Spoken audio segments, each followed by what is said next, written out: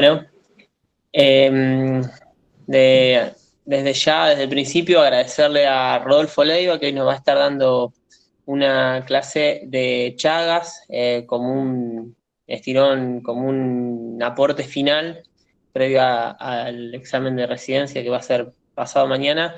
Pero bueno, no, le pedimos y no se pudo hacer el otro día y él se comprometió como le metió pila para poder estar ahora, para que pueda servirle para el examen. Así que agradecemos muchísimo a Rodolfo, que bueno, es cardiólogo, médico cardiólogo, y es docente en la facultad. Así que bueno, Rodo, muchas gracias como siempre, siempre estás aportándonos. Bueno, gracias, Coco, un placer, un placer. Si estamos para arrancar, comparto pantalla. Yo quiero agradecer inicialmente, mientras tanto, la invitación a participar en estos momentos tan importantes previo al examen. Así que bueno, vamos a tratar de compartir algunos conceptos que pueden ser muy útiles en relación a la enfermedad de Chagas, que lógicamente es un tema importantísimo para que charlemos siempre, pero principalmente por la cantidad de casos y lo que significa que esto esté entre nuestras patologías prevalentes en nuestra zona. Así que bueno, la idea para poder organizarnos un poquito las temáticas, me parece importante que recuerden que tienen que tener algunos datos en relación a la definición, a las clasificaciones, al diagnóstico de la enfermedad. La patogenia también nos va a marcar algunas cuestiones importantes. Recordar en relación a la epidemiología las regiones, cómo son diferenciadas en este sentido todavía. La importancia de pensar en las migraciones y la urbanización como alguna de las causas del cambio de la epidemiología. Y después iremos a algo en relación a los tratamientos específicos para el Chagas en general y tratamientos específicos para el compromiso cardíaco, así como el seguimiento es importante para esta patología y con qué tenemos que hacer el seguimiento.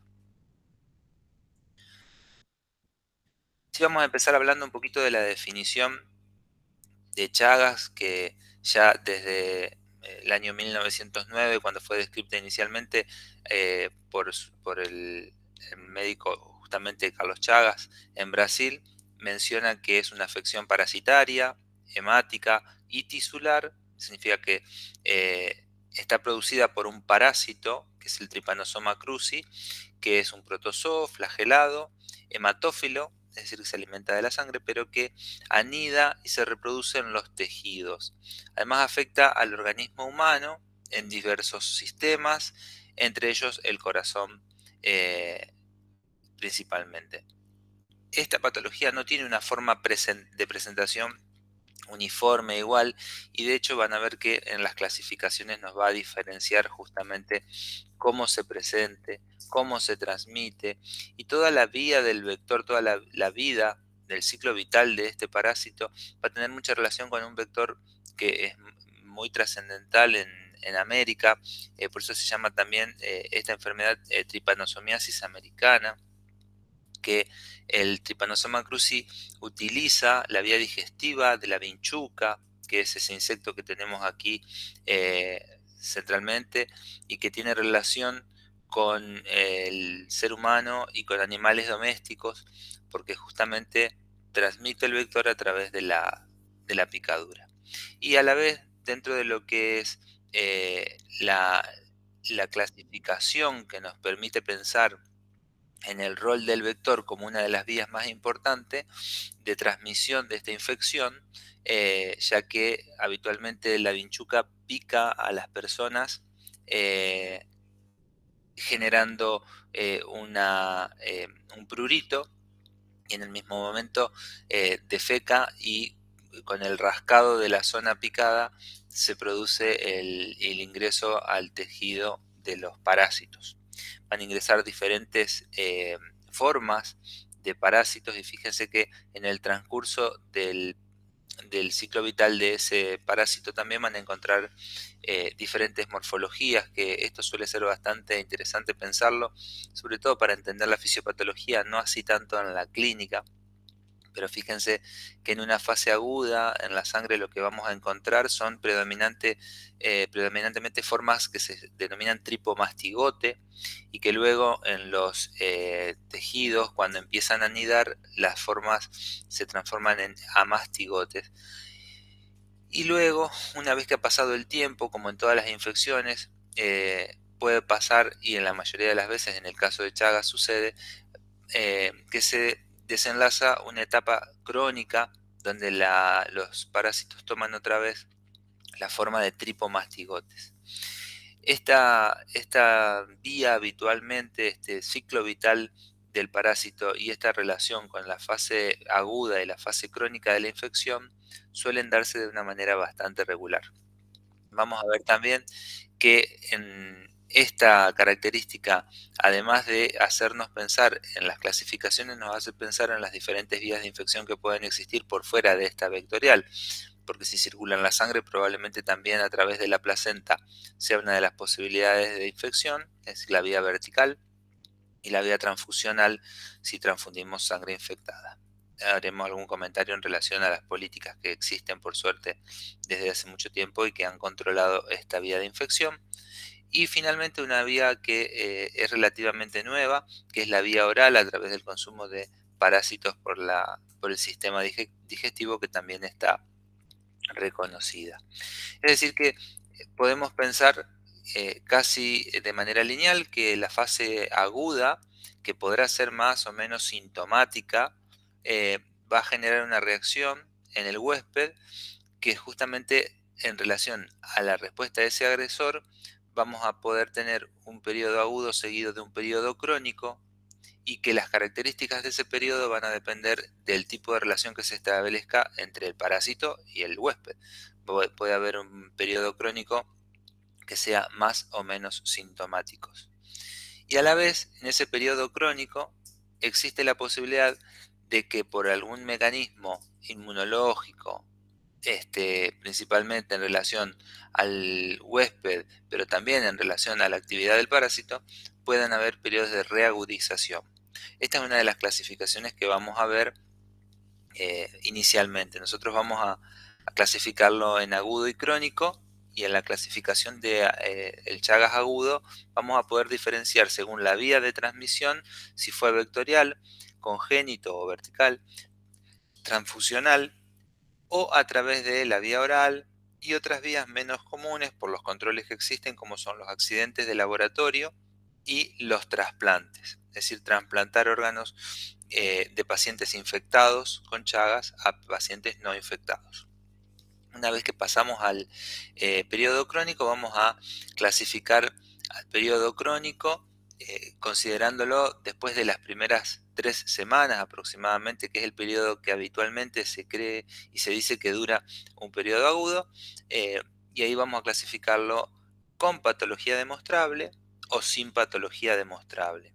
Este periodo que llamamos sin patología demostrable es lo que antes se llamaba indeterminado, y que probablemente en alguna bibliografía todavía lo puedan encontrar como indeterminado. Y cuando hablamos de compromiso, nosotros podemos demostrar con los métodos complementarios y el cuadro clínico de los pacientes, de las personas, el compromiso cardíaco o cardiológico. En este caso vamos a encontrar cuadros relacionados a las arritmias y cuadros relacionados a insuficiencia cardíaca. También podemos tener compromiso digestivo con las famosas megavísceras, entre las que vamos a encontrar el megacolon y el megaesófago como más representativas, y la neurológica, que es caracterizada por cuadros de disautonomía, accidentes cerebrovasculares o alteraciones del sistema nervioso periférico. Esta clasificación me parece que es importante para poder pensar justamente en los dos periodos bien diferentes, no solo la vía de infección, sino también la presentación clínica.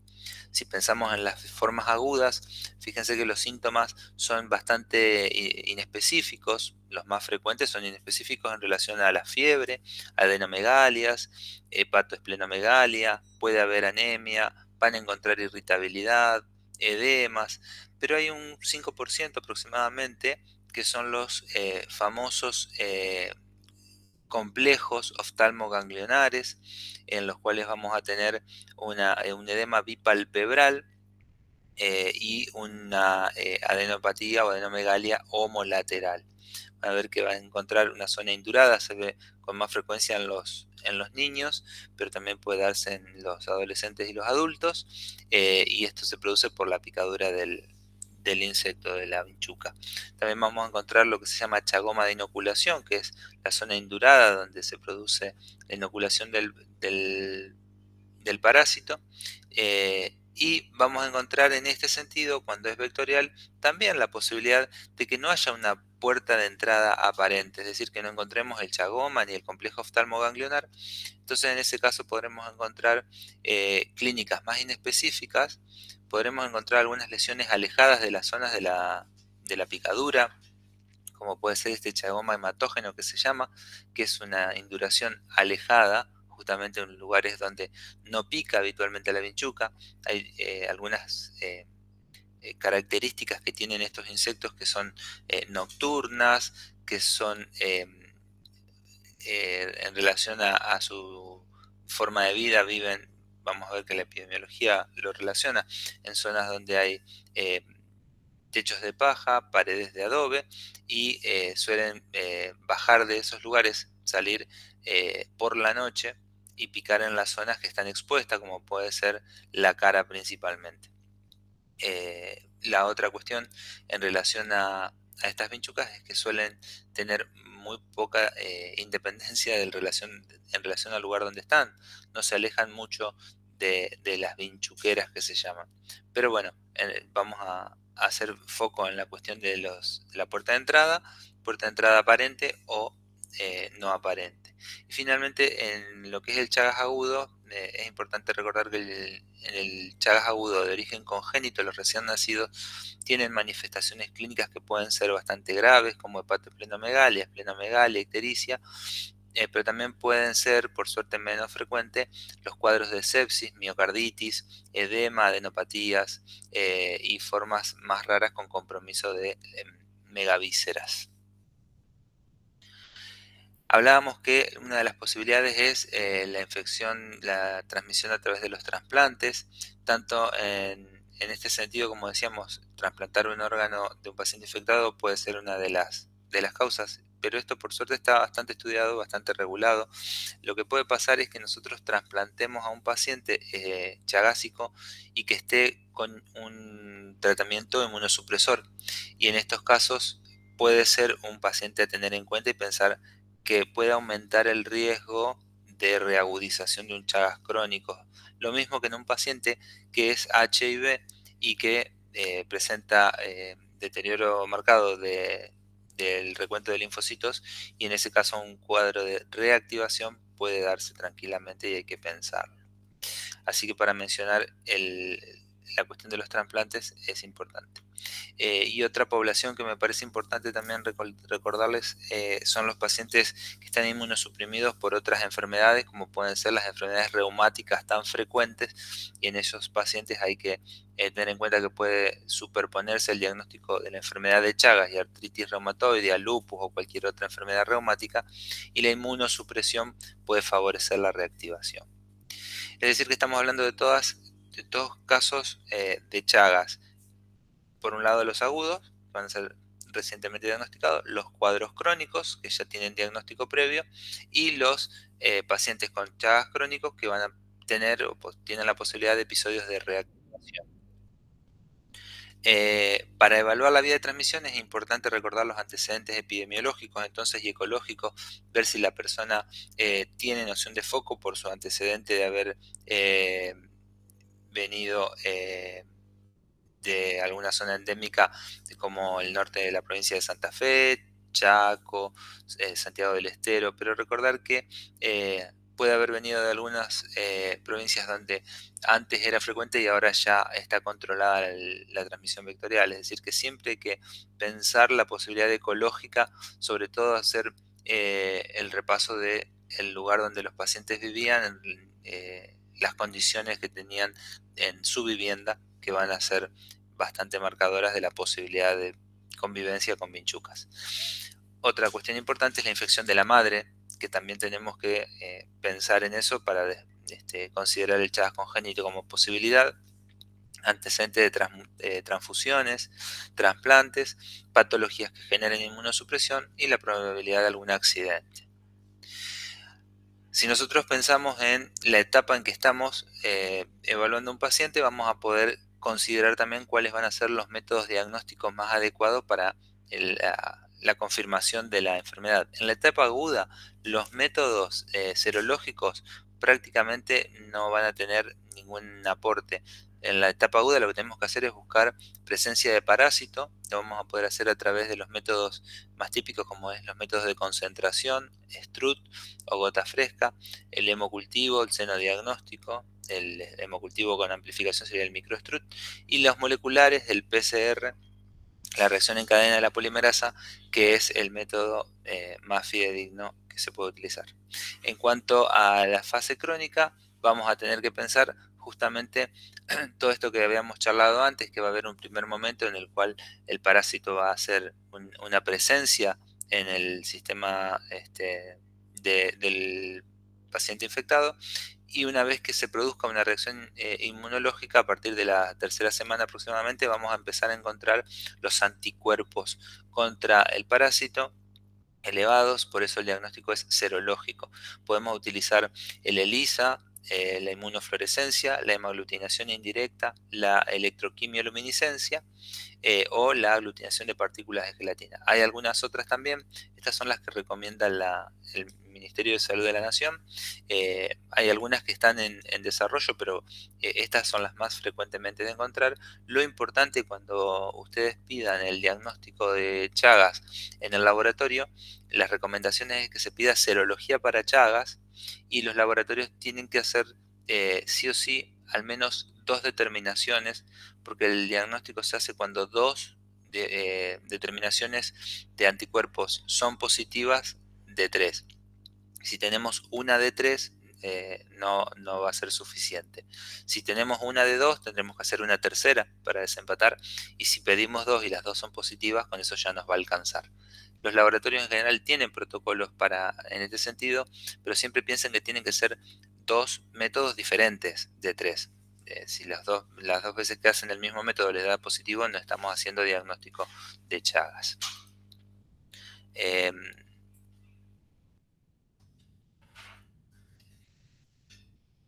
En relación al diagnóstico de Chagas congénitos, es importante que repasemos que desde el año 2007 en nuestro país existe una ley que es sobre el control del recién nacido y la pesquisa neonatal de Chagas justamente. Y del mismo año hay otra ley que es la del control de la embarazada y el seguimiento y estudio de los niños de madres con Chagas positivos hasta el año de vida.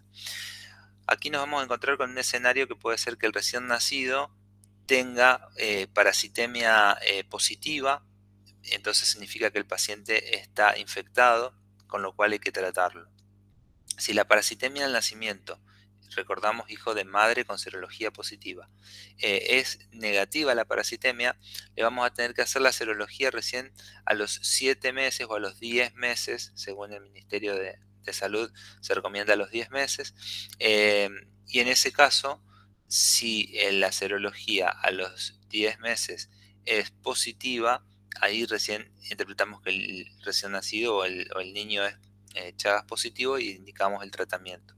Si a los 10 meses la serología es negativa, ahí consideramos que no está infectado. Fíjense que el cuadro tiene la reseña bibliográfica que hace alusión a 7 meses, pero abajo en lo que dice la guía del Ministerio de Salud de Nación del 2012 y luego en 2018 vuelve a decir lo mismo, que es la más nueva, habla de 10 meses. Para nosotros es importante pensar en la urbanización como una de las causas de la modificación epidemiológica. Fíjense en este cuadro, nosotros tenemos las personas gestantes con diagnóstico de Chagas que se han encontrado en el 2020, 2021 y el primer semestre del 2022, y vamos a encontrar que los casos positivos de hijos de madres en nuestra ciudad, en Rosario, es de 120 y en la capital de la provincia es de 27, es un número alto, es mayor, si bien también se han estudiado muchos más, ha habido muchos más partos, 11.000, 13.000 y 5.000 en el primer semestre del 2022, es más alto que en el resto de los lugares, por ejemplo, en algunos departamentos como 9 de Julio o Vera, que son departamentos de alta endemicidad para Chagas, de alto riesgo. Y lo vamos a ver también cuando veamos lo otro. Es importante esto repasar, solamente pensar en que con hacer el control serológico no solamente en el recién nacido, sino también hasta el año, es importante para poder hacer un tratamiento oportunamente. Y hasta acá vimos Chagas agudo, Chagas crónico. Dentro del crónico vimos que podía tener patología demostrada, después veremos qué es una afectación cardiológica, pero dijimos que había un cuadro que antes se llamaba indeterminado, que ahora se llama sin patología demostrable. También en este caso nos pone a pensar que la capacidad que nosotros tenemos de diagnosticar el compromiso cardíaco con los métodos complementarios habitualmente tiene cierto límite, y hay una evidencia actual de que antes de que nosotros veamos compromiso cardíaco ya existen algunas alteraciones, algunas modificaciones, como por ejemplo la disautonomía producida por anticuerpos antimuscarínicos en los pacientes infectados, las alteraciones del QT en su dispersión y la variabilidad de la frecuencia cardíaca, que solo podemos diagnosticar en un Holter, los fenómenos de la motilidad en las arterias epicárdicas que terminan generando vasoespasmo y lesiones isquémicas en pequeños vasos de las arterias coronarias, la disfunción del endotelio, que esta es una de las primeras modificaciones que suceden y que es un marcador precoz y es un factor de riesgo de muerte súbita. Y aún con el electrocardiograma y el ecocardiograma normal en un paciente, vamos a ver que hay algunas modificaciones ventriculares que también se asocian a un peor pronóstico posterior. Esto es importante para nosotros poder saber que si bien ahora se llama sin compromiso cardíaco, ya la infección en sí misma por Chagas es una situación de riesgo, y que una vez que está instalada la enfermedad, la magnitud es comparable con otras situaciones como puede ser un síndrome metabólico. Y nosotros podemos intervenir rápidamente con tratamiento oportuno, evitando o tratando de evitar el remodelado y la disfunción endotelial.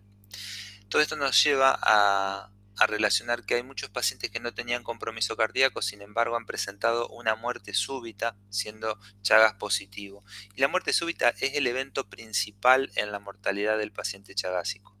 Y en un gran número de pacientes con Chagas que antes no tenían ni siquiera signos ni síntomas de compromiso cardíaco, la muerte ocurre por una muerte súbita. Hasta el 0,98% de los pacientes presenta una muerte súbita.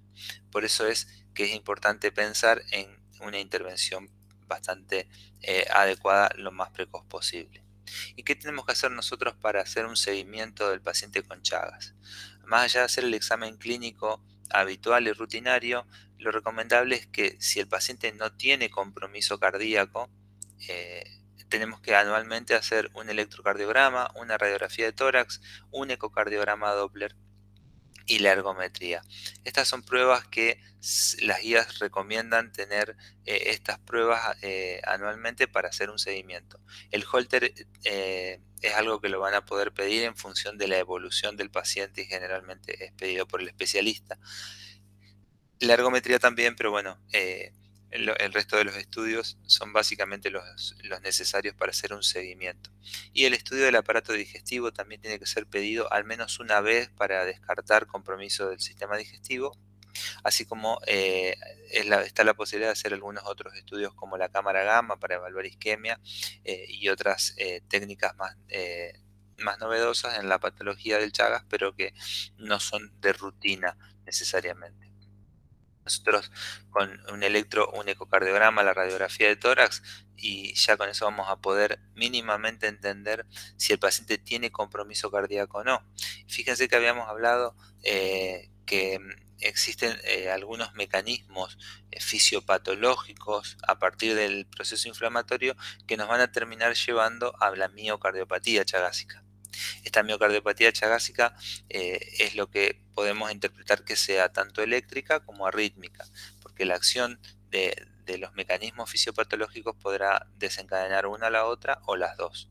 La acción parasitaria directa es una de las que está reconocida como una de las necesarias para que se desarrolle esto, y a partir de allí empiezan a aparecer algunas alteraciones como puede ser la disfunción endotelial con alteración de la microvasculatura, un proceso inflamatorio crónico, fenómenos de apoptosis en las células, va a haber obviamente una alteración neurohormonal con alteración de aumento de las catecolaminas, alteraciones inmunológicas en general por la respuesta inflamatoria, y todo esto va a llevar a una disautonomía como parte de toda esta disfunción endotelial, y los fenómenos trombóticos que se van produciendo dentro de ese endotelio, sumado a la inflamación, a la disfunción endotelial, van a generar procesos de necrosis, y esa necrosis termina llevando a la fibrosis, que es un mecanismo de cicatrizal, y esa fibrosis forma parte importantísima en lo que es la insuficiencia cardíaca, porque va a generar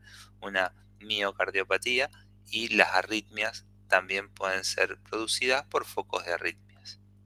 Nosotros sabemos que el trypanosoma cruzi va a tener una persistencia de alguna manera, según las hipótesis que existen, en alguna de sus formas, como decíamos, los amastigotes dentro de los tejidos, pero también hay que recordar algunas variables de tripanosomas que existen. El tipo 1 y tipo 2 son los más frecuentes, pero hay más también, y todos estos afectan al miocardio, y nosotros tenemos también una predominancia en el norte de nuestro país, en América Central, de tipo 1, y más en lo que es la región sur, el tipo 2. Eso según la literatura, pero bueno, sigue estando como algunas descripciones en relación a las variantes de tripanosoma que tenemos.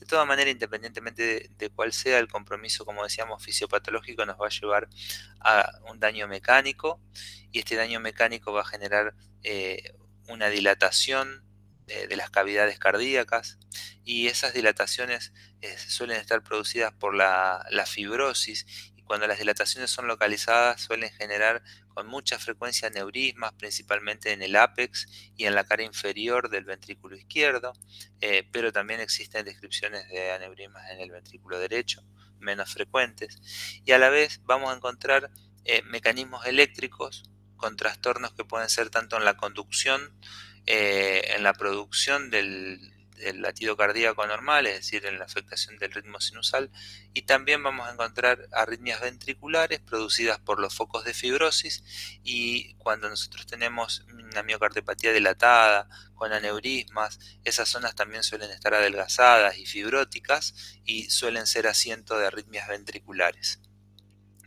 Todos estos mecanismos que van a generarse, estos 4 mecanismos interrelacionados, van a terminar generando como complicación o como causa o como consecuencia, perdón, de estas alteraciones, cuadros de insuficiencia cardíaca, embolias, tanto sistémicas como pulmonares, y todas estas causas, tanto la insuficiencia cardíaca como las embolias y las arritmias, y la miocardiopatía dilatada, nos va a llevar a la muerte, que puede ser inesperada en el caso de la muerte súbita, o una muerte esperada en el caso de los pacientes con insuficiencia cardíaca avanzada y que ya están refractarios al tratamiento y que no han llegado al trasplante cardíaco. ¿Qué cantidad de pacientes se estima que va a tener un compromiso cardíaco durante la infección crónica por Chagas? Creemos que entre el 25 y el 30% como mucho, como máximo vamos a tener de compromiso cardíaco. Según las series, entre el 20 y el 25. En el Hospital Centenario, como tenemos un centro de derivación, suele ser una casuística un poco mayor. Pero es importante recordar esto que decíamos, la clasificación de Chagas ha variado, y esta es una clasificación que van a encontrar en relación a las imágenes ecocardiográficas, que es uno de los métodos que vamos a ver que se puede utilizar para para el estudio. Más allá de encontrar la fase aguda, en la fase crónica, la cardiopatía chagásica, lo que antes llamábamos indeterminado, ahora llamamos sin cardiopatía demostrada, es la clase A. B, ya empieza a haber una cardiopatía. Fíjense, B1 es cuando hay una cardiopatía diagnosticada por un método complementario como es el electro y el eco, como son dos métodos importantes, que tienen una alteración, pero la función ventricular izquierda todavía es normal. Sin embargo, en el B2 ya empieza a haber disfunción del ventrículo izquierdo, aunque el paciente no presenta clínica de insuficiencia cardíaca. La categoría C de la cardiopatía chagásica es cuando hay disfunción y ya el paciente presenta clínica o presentó en algún momento clínica de insuficiencia cardíaca. Y el último estadio, el estadio D, es cuando la insuficiencia cardíaca es refractaria con tratamiento óptimo. Esta clasificación es nueva, probablemente les pueda servir porque tiene una aplicación clínica y ecocardiográfica. Así que ya vimos el compromiso mecánico y ahora vamos a ver el compromiso de las arritmias ventriculares. Para hacer un repaso en general, ¿cuál es el principal mecanismo? Es este sustrato arritmogénico relacionado con la inflamación crónica, donde puede haber pocos parásitos, puede haber necrosis y puede haber seguramente fibrosis, y esto va a generar alteraciones microvasculares, alterando el acoplamiento eléctrico a nivel miocárdico, provocando una conducción lenta con un bloqueo unidireccional de la conducción eléctrica, y eso genera circuitos reentrantes de provocadores de las arritmias ventriculares. Les dejo la bibliografía por si quieren ampliar, que me parece importante esta cuestión. Pero los trastornos eléctricos no solamente se van a presentar de manera súbita, sino que puede haber unas alteraciones progresivas del electrocardiograma, alteraciones eléctricas progresivas. Fíjense, en esta gráfica nos ponen cuáles son las anormalidades más frecuentes que vamos a encontrar, y fíjense que es la bradiarritmia, la bradicardia, una de las más frecuentes que existe.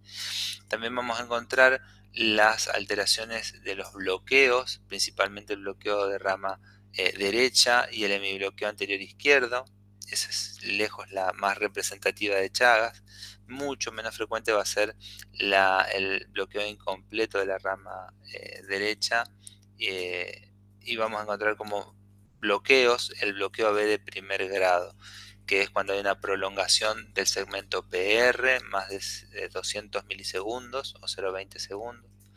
Vamos a encontrar bloqueos de mayor grado, de segundo y tercer grado, en varias variantes, y como les decía, la bradicardia sinusal con una frecuencia cardíaca mayor de 40, también es frecuente encontrarlo y bien tolerada. Las taquiarritmias auriculares, las arritmias supraventriculares, la fibrilación auricular es la más representativa, y dentro de las ventriculares vamos a encontrar las taquicardias ventriculares polimórficas frecuentemente, y la taquicardia ventricular no sostenida, que no solamente es muy frecuente, sino que aparte es marcadora de pronóstico porque suele ser asintomática en estos pacientes. Y vamos a encontrar como otras alteraciones también frecuentes y más inespecíficas, alteraciones en el ST o en la onda T, que van a encontrarse afectadas de alguna manera oponiéndose a la normalidad, y las ondas Q patológicas, que estas sí son importantes porque van a reflejar áreas de fibrosis, como decía, y esas áreas de fibrosis van a ser orientativas de potenciales trastornos eléctricos. En este electrocardiograma podemos ver un ritmo ahí sinusal que alterna con extrasístoles ventriculares frecuentes y con morfología polifocal. Fíjense que tenemos un QRS angosto, un QRS ancho, sin onda P al inicio, es decir, esto es un extrasístole ventricular, y luego tenemos acá un extrasístole con un QRS bien ancho también, con un latido bien aberrante, y esta extrasístole tiene otra morfología más aberrante todavía. Es decir, que las extrasístoles, tanto ventriculares como supraventriculares, son frecuentes en la patología de Chagas. Y yo les decía que podemos encontrar en el mismo paciente una progresión de las alteraciones eléctricas, y este es un caso que les muestro de un paciente de 31 años, tomado de un trabajo de la Sociedad Americana de Ecocardiografía, que tiene a los 23 años de seguimiento una variación que fue desde una bradicardia sinusal a los 31 años, que tenía bigeminia, QRS angosto, una alteración del ST que era convexo hacia arriba con una onda T invertida. Esto nos daba la impresión de que podía haber un aneurisma apical. Posteriormente, ese aneurisma se vio en el eco, y a los 44 años, es decir, 13 años después, el paciente sigue con ritmo sinusal, sin extrasístole, y presenta un bloqueo de rama derecha de las de His con hemibloqueo anterior izquierdo. Es el electro que está rotulado con la edad. Y este paciente a los 54 años tenía la bradicardia sinusal, ya no había extrasístoles, pero había un QRS más ancho, y estos cambios son progresivos con el transcurso de la edad. Significa que el seguimiento electrocardiográfico nos va a aportar muchos datos en relación a la clínica y la anatomía que después vamos a ver, porque nos va a pasar que los pacientes con el paso del tiempo puedan tener una miocardiopatía dilatada y deterioro de la fracción de eyección. Ustedes saben que los diámetros ventriculares están indexados por superficie corporal, pero cuando tenemos una dilatación ventricular con deterioro de la fracción de eyección por debajo del 50%, hablamos de que es una miocardiopatía dilatada. En este caso vamos a pensar que es de origen chagásico, el paciente con serología positiva para Chagas, y en ellos vamos a encontrar con más frecuencia algunas patentes electrocardiográficas más significativas, como es, fíjense, el bloqueo de rama izquierda va a ser más frecuente cuando tienen deterioro de la fe que el bloqueo de rama derecha, así como el bloqueo de rama derecha con el bloqueo anterior izquierdo también. Y las zonas eléctricamente inactivas son zonas de fibrosis, que es lo más frecuente en los pacientes que tienen deterioro de la fracción de eyección, porque se suman los dos compromisos, miocárdico y eléctrico.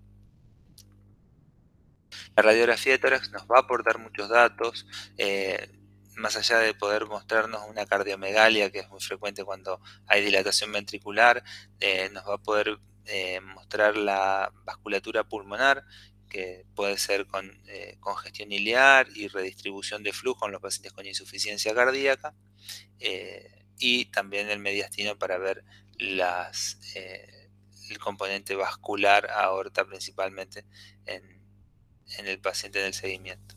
Pero uno de los métodos más importantes que van a encontrar para el diagnóstico y confirmar o descartar compromiso miocárdico en el paciente chagásico es el ecocardiograma. Es una imagen de ultrasonido accesible, que es incruenta, no es invasiva y aporta muchísima información.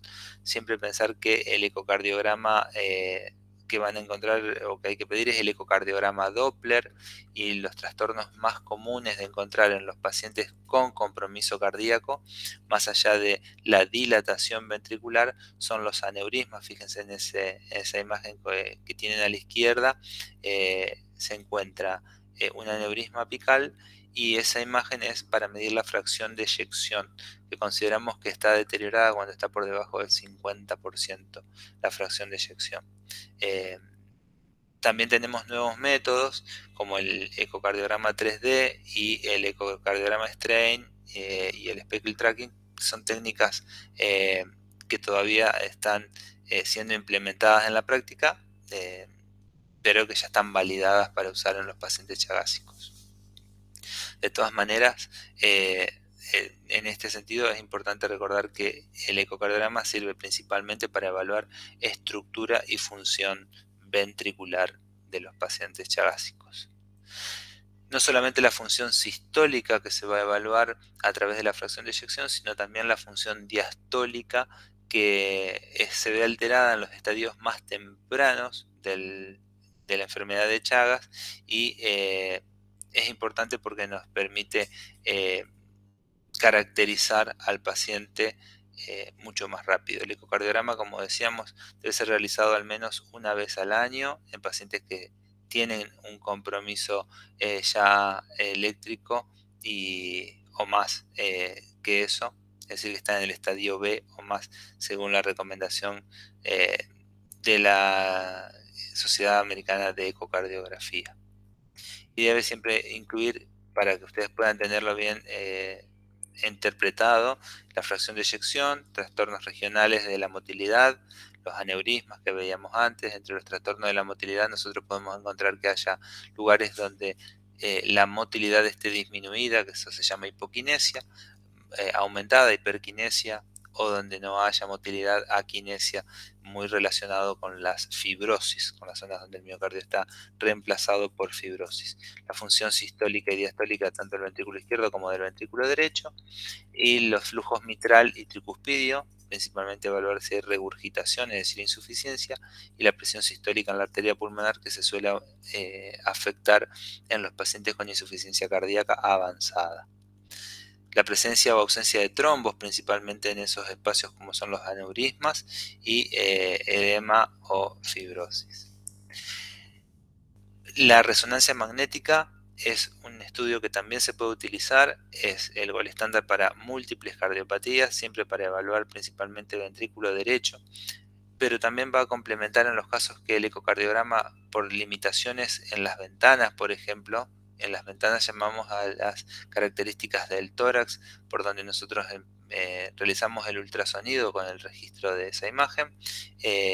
La resonancia sortea esa dificultad, esa limitación, y permite tomar imágenes adecuadas, y va a también caracterizar de una manera particular las zonas de fibrosis, la presencia de fibrosis a través de las técnicas de realce tardío, y se correlaciona muy bien cuando hay alteraciones en la resonancia con la posibilidad de arritmias cardíacas, en especial cuando abarca zonas más importantes y contiguas, es decir, zonas más extensas. En relación a la resonancia, quería hacerles un comentario que durante mucho tiempo se limitó el uso de la resonancia en los pacientes que tenían marcapasos o cardiodefibriladores. Hoy en día existen dispositivos que se llaman amigables con la resonancia o compatibles, y si son marcapasos más antiguos, también se puede realizar la resonancia tomando ciertos recaudos, como la programación del dispositivo por el equipo de electrofisiología. Y todo esto que venimos haciendo nosotros con los métodos complementarios en los pacientes con compromiso cardíaco, es decir, mirar el electro, mirar el ecocardiograma, la resonancia, y en el caso también de los electros podemos pensar en el electro de 24 horas, habíamos dicho que es el Holter. Con todo eso vamos a poder evaluar, estadificar el riesgo que tiene un paciente con cardiopatía, la mortalidad, el riesgo de mortalidad a 5 años, y también a 10 años nos va a permitir hacerlo el score de RASI, por ejemplo, que es un score que utiliza la clase funcional de la New York Heart Association. Cuando es 3 o 4 le brinda 5 puntos, si tiene cardiomegalia en la radiografía de tórax 5 puntos más, alteraciones ecocardiográficas de la motilidad 3 puntos, taquicardia ventricular no sostenida, como decíamos, en el Holter 2 puntos, y los bajos voltajes en el electrocardiograma, que nos van a hablar de fibrosis probablemente, 2 puntos, y si es de sexo masculino 2 puntos. Fíjense que el score de Sousa utiliza el síncope, el deterioro de la fracción de eyección, las extrasistolias y la dispersión del QT en el Holter, y el de Ribeiro, la fracción de eyección, la taquicardia ventricular, la ergometría o el Holter alterado con taquicardias ventriculares, el QRS ancho, es decir, bloqueos de rama, y los 3 scores tienen una mortalidad a 5 años de 2% cuando es bajo, 18% en el intermedio, y cuando suma entre 12 y 20 puntos el riesgo es alto y llega al 60% aproximadamente en el score de RASI. El de Sousa es un poco menos y el de Ribeiro menos todavía, pero en general coinciden en que hay 3 niveles de riesgo: bajo, intermedio y alto.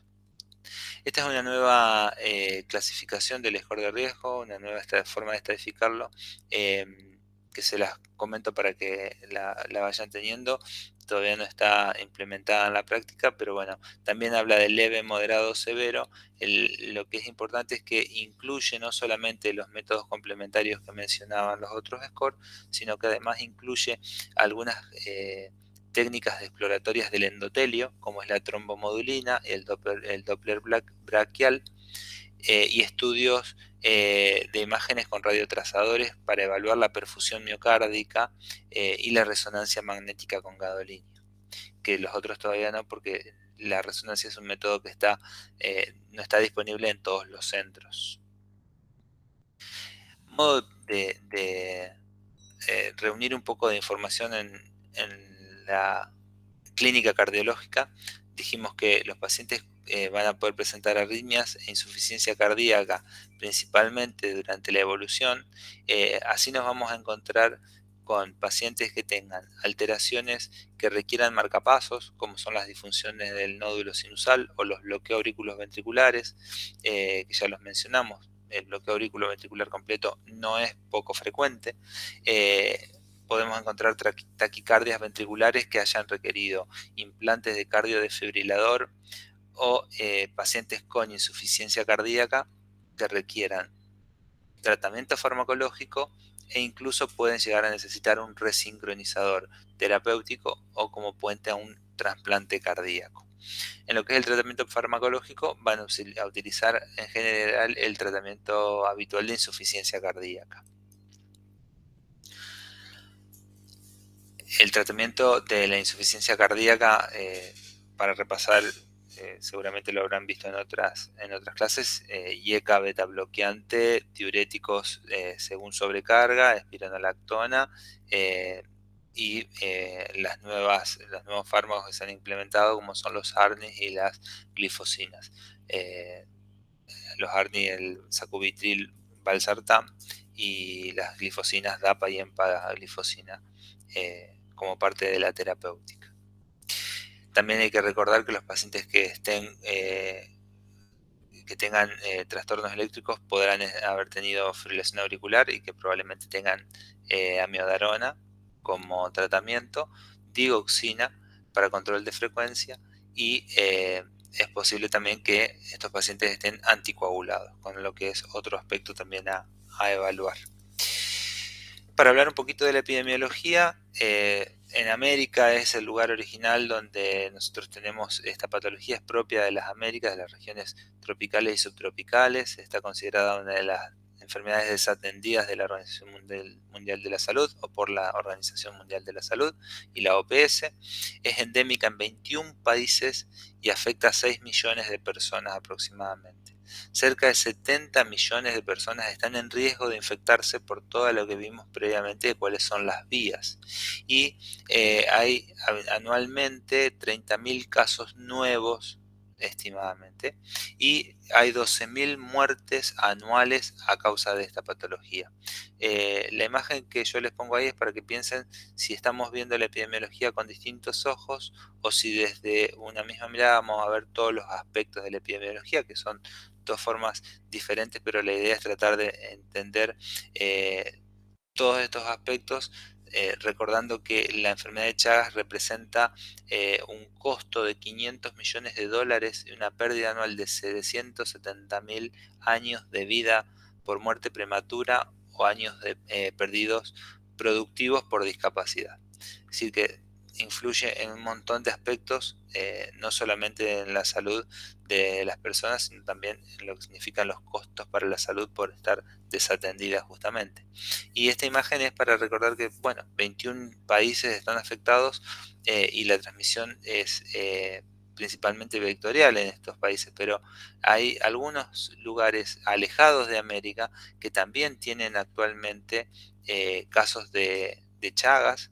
Hay una población importante de pacientes con Chagas en lo que es España, en la península ibérica hay otros casos también. Y fíjense, en Oceanía, Estados Unidos y Canadá tienen algunos casos también de Chagas, y las zonas de Estados Unidos más cercanas a América son las que tienen mayor prevalencia de la enfermedad. Es decir, que ya no es un problema nada más que de las Américas, sino que con las urbanizaciones, las migraciones, se ha producido un cambio en la epidemiología. Y si bien sigue siendo la causa más frecuente a nivel global la transmisión vectorial, vemos que hay una disminución de las áreas donde sigue siendo tan fuerte la transmisión vectorial. En rojo van a ver los lugares donde todavía sigue siendo muy no controlada la infección. Y en las zonas, como por ejemplo en las áreas verdes, el vector como principal modo de infección se ha eliminado, como es el sur de nuestro país, sur de Chile, y algunos otros países de América. Pero en el resto sigue habiendo todavía áreas de gran cantidad de infección por el vector. Y justamente yo les decía, las condiciones epidemiológicas, las condiciones de vida donde la vinchuca logra desarrollarse y persistir, tiene que ver con las condiciones de vida precarias, con paredes de adobe, es decir, barro, techos de paja. Esta es una foto del 2005 en Fortinolmos, en la provincia de Santa Fe, al norte, eh, departamento Vera, pero tranquilamente hay algunos lugares que están todavía en las mismas condiciones. La evaluación de qué avances ha habido en nuestro país en relación al control de la infección por el vector se relaciona con algunos requisitos que tienen algunas iniciativas políticas públicas propuestas por la OPS para el control y la atención de la enfermedad de Chagas. Fíjense que hay una que es muy importante, que se llama INCOSUR, que hace evaluaciones. La última fue en el 2012, en la que nosotros teníamos algunas provincias donde no había riesgo, como habíamos mencionado, de transmisión vectorial por eliminación del vector, pero quedaban algunas y quedan todavía algunas que están en rojo, donde es altísimo el riesgo de infección. Y en ese año algunas provincias certificaron, como Santa Fe y Misiones, que el control, que la infección por vía vectorial se encuentra controlada. Esto es cuando hay un índice de infestación aceptable, y donde los estudios serológicos en los niños que residen en zona de riesgo también se encuentran en un valor aceptable para poder decir que han controlado la transmisión. Y la transmisión transfusional también se encuentra controlada por los screening que se hace en la sangre de los donantes.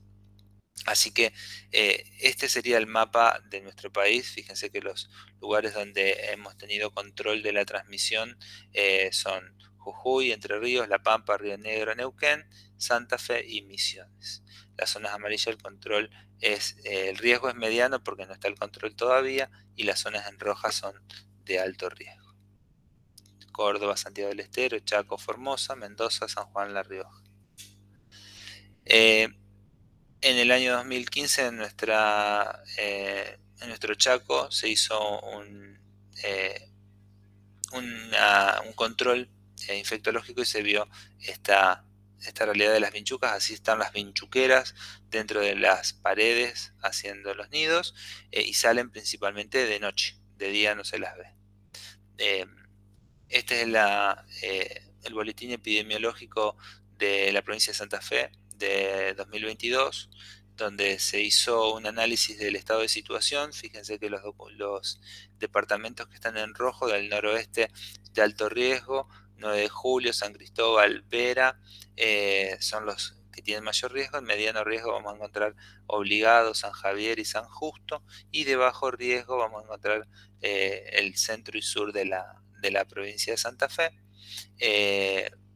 No hay notificación de Chagas agudo vectorial en los últimos 15 años de con lo cual aquí se considera que está controlado el vector, y para eso se hace también lo que decíamos, el rastreo de las vinchucas. Entonces, cuando lo que se puede ver es que algunos parajes, algunas localidades como el Nochero y Gato Colorado, tenían un porcentaje de infestación alto del 27% y el 14%, con lo cual se vuelve a rociar las viviendas con insecticidas y se extiende la evaluación para ver si hay más parásitos, más vinchucas con parásitos en la zona. Este es el modo en el que se hace el control vectorial.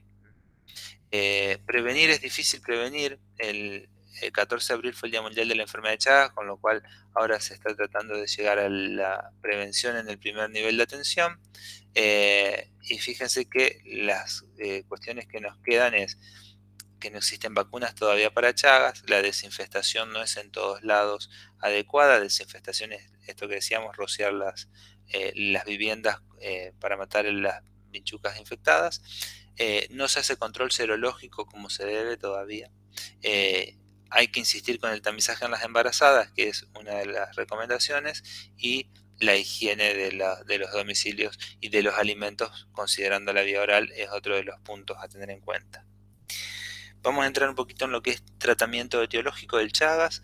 En la fase crónica, nosotros disponemos de dos drogas que están hace mucho tiempo en utilización, son el Vesnidazol y el Nifurtimox.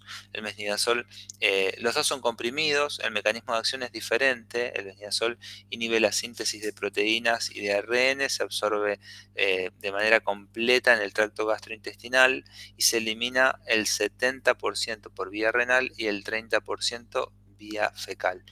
En cambio, el Nifurtimox actúa a través de la formación de un metabolito, que es un radical nitroanión, que esto termina haciendo que los ácidos nucleicos se rompan, rompiendo el ADN, y esto produce un anión superóxido además, y el peróxido de hidrógeno inhibe las peroxidasas. Se absorbe también en el tracto gastrointestinal, y esta es la diferencia, que se transforma en hígado, es decir, tiene un primer paso hepático y se elimina solamente el 1% directamente por riñón, con lo cual hay una diferencia en relación a la farmacocinética y farmacodinámica de los dos. ¿Cuál es la dosis? El Vesnidazol nosotros recomendamos que el Ministerio de Salud de la Nación recomienda, y todas las evidencias, 2 comprimidos por día o 2 veces al día, con una dosis total de 5 a 10 miligramos por kilo por día. Y este tratamiento es por 60 días. El Nifurtimox se recomienda que sean 3 tomas diarias en los pacientes que pesan menos de 40 kilos, de 10 a 20 miligramos por kilo y por día. Los adolescentes entre 40 y 60 kilos, 12,5 a 15 miligramos kilo por día, es un poquito más alta. Y en los adultos, 8 a 10 miligramos kilo por día en 3 tomas diarias. La dosis máxima de 720 miligramos por día. Entonces, recordar que los dos están todavía recomendados por 60 días. Y estar atento a los efectos adversos del tratamiento con ambos fármacos. En el transcurso de las semanas, la forma de presentación de los efectos adversos va variando en su prevalencia. Fíjense que al principio los síntomas más frecuentes son los digestivos, con intolerancia oral y diarreas, vómitos. En la segunda semana empiezan a aparecer los efectos cutáneos predominantemente. Luego de la tercera semana hay mayor tolerancia de la medicación, y recién en la sexta semana empiezan a aparecer alteraciones musculares, con dolores musculares, que son los síntomas más frecuentes que suelen presentarse como efectos adversos. Ahí tenemos los efectos cutáneos, son característicamente rash cutáneos generalizados en palmas y plantas de mano también, y muy pruriginosos. ¿A quiénes vamos a hacer tratamiento etiológico? Nosotros vamos a hacer con recomendación de que es beneficioso hacer el tratamiento para Chagas en los casos de Chagas agudos, cuando los diagnosticamos, y en todos los menores de 19 años. ¿Cuándo podría ser recomendable el tratamiento? En el caso de los pacientes que tienen Chagas crónico, que no tienen compromiso cardíaco significativo y que tienen entre 19 y 50 años. Podemos optar por cualquiera de las dos drogas. No hay evidencia de que beneficiemos al paciente cuando tiene más de 50 años o tiene patología demostrada. En esos casos probablemente tratar no modifique la evolución del paciente. Y en las embarazadas, insuficientes renales crónicos, insuficientes hepáticos y pacientes con enfermedad neurológica, está contraindicado el tratamiento parasiticida. En el año 2015 se publicó un estudio que es el más grande en lo que respecta a tratamiento en Chagas crónico, que es el BENEFIT, y esto es importante recordarlo porque es un estudio que evaluó la posibilidad de hacer tratamiento parasiticida en los pacientes que tenían algún grado de compromiso cardíaco, y se hizo un seguimiento de 5 años y se vio que no modificó en relación al placebo los puntos finales, como era muerte, paro cardíaco, taquiarritmias ventriculares sostenidas, la necesidad de colocarse un marcapaso o un desfibrilador, los fenómenos tromboembólicos y las hospitalizaciones por insuficiencia cardíaca, así como el trasplante cardíaco. Lo único que se vio es que disminuía la parasitemia de los pacientes, pero no cambió ningún punto duro. Cierro con esto, remarcándoles que el paciente chagásico es muy importante, ubicado en un escenario de mucha complejidad. En todo esto que vimos hay aspectos diversos como médicos, sociales, culturales, políticos, a los que tendríamos que hacer mucho hincapié en cada uno de esos puntos, pero bueno, debe seguir siendo la preocupación central que le cabe al profesional de la salud para seguir la lucha y no perder de vista al depositario de nuestros esfuerzos. Les dejo muchas gracias y un reconocimiento a mi maestro, el doctor Veloscar, que ha sido un iniciador de la lucha contra el Chagas aquí y aún lo es. Bueno, Rodolfo, muchísimas gracias, la verdad que es súper sintético. Yo ya conocía, ya el otro día habíamos tenido la charla y la verdad que readaptada, qué habilidad, llamativa la habilidad para adaptarla a cada población según toca. Así que nada, la verdad que buenísimo, muchísimas gracias. O sea, quiero que quede claro que está bien apuntada para que sirva de lo mejor posible para rendir el examen. Así que bueno, nada, buenísimo y muchas gracias. No, un placer, bueno, mucha suerte para todos y todas los que van a rendir, y de las cosas que quedaron en la presentación probablemente algunas puedan profundizar si les interesa, como para ir a no dejar de leer algunas cuestiones específicas que pueden ser importantes recordarlas para responder una pregunta, ¿no?